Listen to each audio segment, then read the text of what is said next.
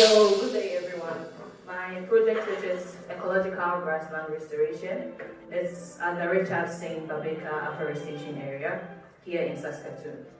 So the site is facing challenges like invasive species and then soil loss. So the goal of my work was to create a restoration plan for this place.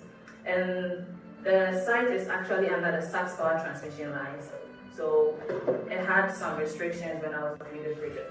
The goal of the project is actually to create the place has lost most of its native plants, so my goal is to create a plan on how to restore the site, how to bring back the native plants, how to increase pollinator habitats, and then strengthen community stewardship. And then to design the plan, I reviewed literature and then also city planner reports. And then mapping the site, I used Google Earth to map the site under the Sask power utility lines.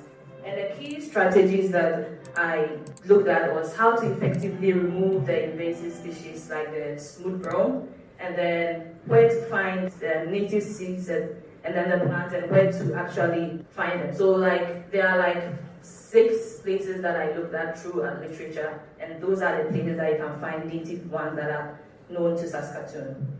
And then the project recommends controlling invasive plant with mowing and then selective organic herbicide. Using fire is not going to work because it's actually under Sask power utility lines, and fire is not recommended. And also reintroducing native grasses and wildflowers to support pollinator habitats.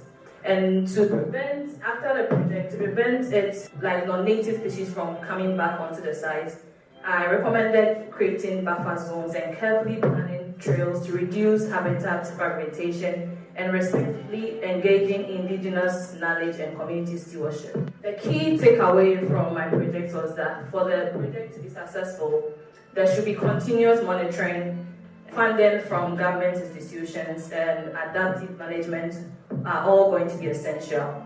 Overall, this plan offers a pathway to restoring the site as a healthy, resilient urban grassland that benefits biodiversity and the Saskatoon community.